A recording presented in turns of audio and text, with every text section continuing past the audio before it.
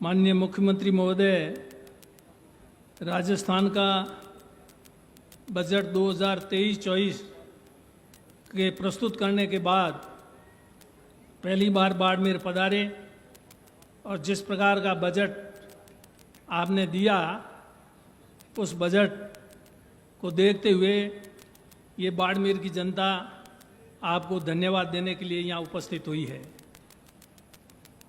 आपने पूर्व में भी 4 बजट और पेश किए, वो भी शानदार बजट थे, लेकिन ये बजट उससे भी बढ़कर है। पूर्व में भी आप जब 2 बार मुख्यमंत्री इससे पहले थे, उस समय भी प्रदेश को बहुत सारी सौगातें दी, योजनाएं दी, और इस बार जो ये योजनाएं जिसके बारे में मेरे से पूर्व मेवाराम जी ने, हरीश जी ने जिक्र किया, और भी वक्ता यहाँ 11 बजे से आप लोग आए हुए हैं, मीटिंग चल रही है, सब ने उन योजनाओं का मेरे ख्याल से आपके सामने प्रस्तुति कर दी है।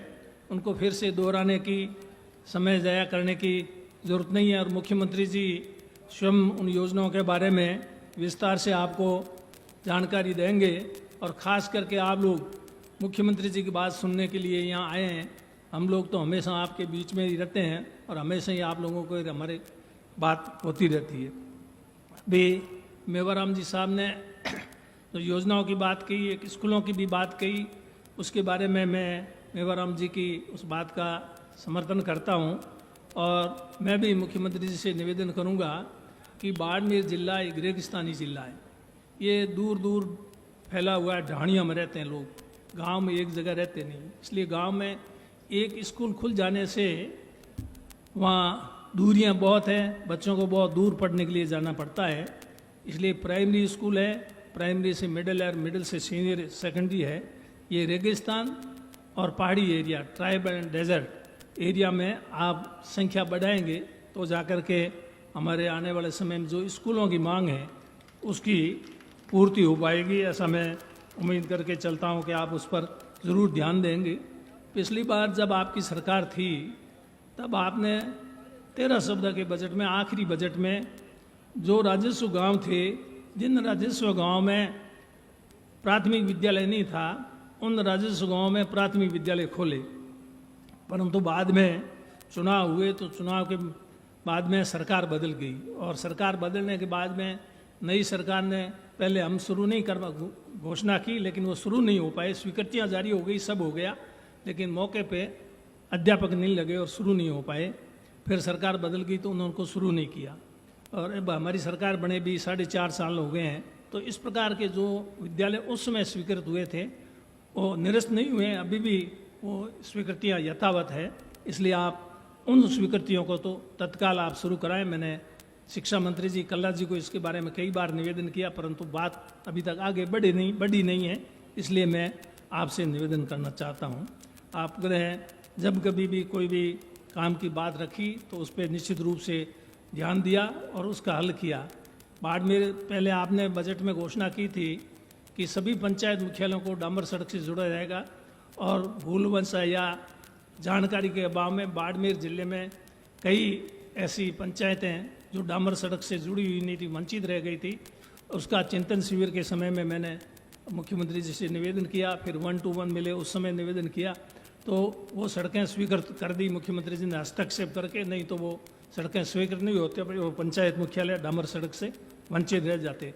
और जहाँ तक रहा बाकी सड़कों का सवाल, सड़कों के मामले में तो बाड़मेर के मुकाबले में और कोई जिला है ही नहीं। बाड़मेर जिला एक अकेला अलग एक तरफ है, और पूरा राजस्थान मेरे ख्याल से एक तरफ है। अभी नए राजस्व गाँव बने जिनकी आबादी 250 से ऊपर थी, उनकी अभी स्वीकृतियाँ जारी हुई। 694 स्वीकृतियाँ हुई, 694, जिसमें से 600 बाड़मेर जिले और 94 पूरे राजस्थान में। तो आप इससे अंदाज लगा लो बाड़मेर जिले में सड़कों के मामले में कितना अपने को मिला है। जो 250 से नए राजस्व गांव जोड़ने का डेजर्ट और ट्राइबल के लिए किया, अपन डेजर्ट में आते, इस हिसाब से इतनी ज़्यादा सड़कें अपने को मिली है।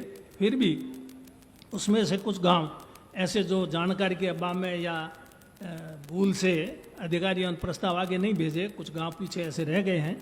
तो उनको भी अधिकारियों से आप निर्देशित करें कि वो गांव भी उनके भी प्रस्ताव भेजें और भेज करके उनके भी स्वीकृति दिलाएं, क्योंकि वो भी आपकी घोषणा के अनुसार सड़क पाने के हकदार हैं। एक बात मैं और मुख्यमंत्री जी से निवेदन करना चाहूँगा कि ये जो नरेगा योजना सोनिया गांधी और मनमोहन सिंह जी की देन है। भारत सरकार की योजना थी, भारतीय जनता पार्टी नरेंद्र मोदी जी ने इसके बारे में बहुत आलोचना की, लेकिन बंद तो नहीं कर पाए, लेकिन केंद्र से पैसा उन्होंने कम कर दिया, कटौती कर दी। अपने बाड़मेर ज़िले में इस नरेगा योजना के तहत पीने के पानी के जो टाँके थे वो 2 लाख से बढ़ा करके 3 लाख किए, पर 3 लाख काफ़ी लंबे समय तक 3 लाख की स्वीकृतियाँ जारी होती रही, टाँके भी बने बहुत ज़्यादा हज़ारों की संख्या में। अभी कुछ समय पहले वो 3 लाख से टाँके वापस 2 लाख कर दिए।